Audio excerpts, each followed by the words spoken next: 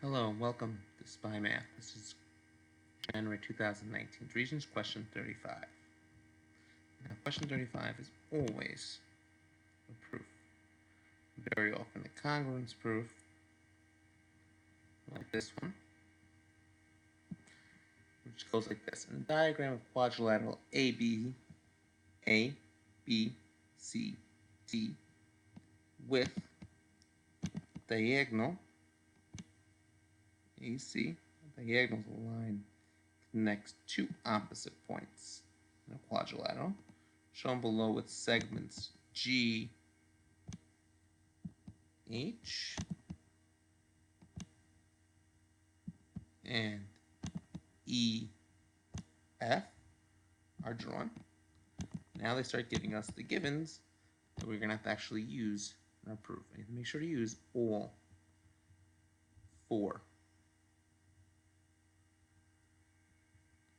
of those givens. So let's first see. AE, same as CG. So those two are the same. We mark those off using tick marks. We mark them all off using tick marks. Now, I'm going to use different color tick marks, but if you're using a pencil, you should use one tick mark for the first one, 2 for the second, 3 for the third, and 4 for the fourth. So AE goes with CG. BE goes with DG. AH goes with CF. And AD goes with BC. Our goal is to show that EF is the same thing as GH. Oops. Now how are we going to show that? We're going to have to use one of the 5 triangle congruence theorems. And here's the 5. You don't call them side, side, side, side, angle, side, angle, high leg, and angle, angle, side. In this case, we're going to use side, angle, side. There's more than one way to approach this proof, but using side, angle, side, I found to be the most logical. Now, here's the proof written up. Let's go through it step by step. Okay, so you first state all 4 of your givens. AE, CG, BE, DG, AH, CF, and AD, counter to BC. Some people like to recopy this whole entire sentence to the first given. You don't have to, but you could. Then you have to notice you have to build this whole side. We only have part of it. We need the whole side to be the same as this whole side. So we combined AE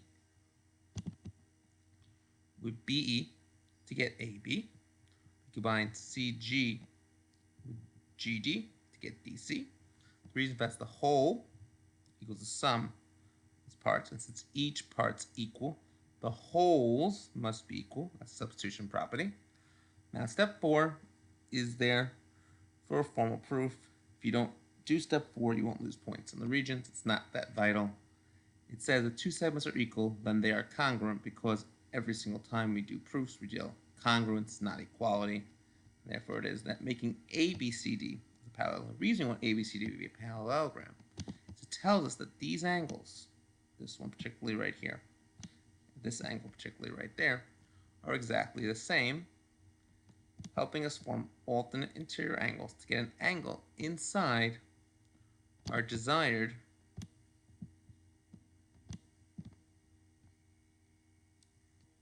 two triangles. Now we have the angle.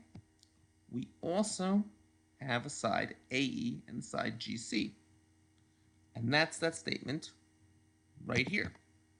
This is our first side. We go to step 6. This is our angle. adding on this HF, the shared piece that's being shared by both triangles, we get the whole side AF and the whole side CH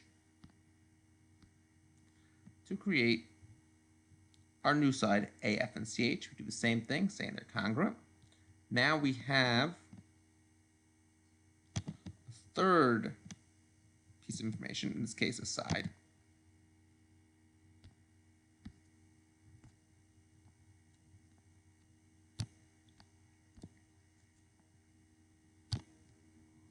So we have a side here, an angle here, side here. Therefore, we can conclude the triangle EF, same as GCH, but a side, angle, side, triangle, congruent. We could just write SAS.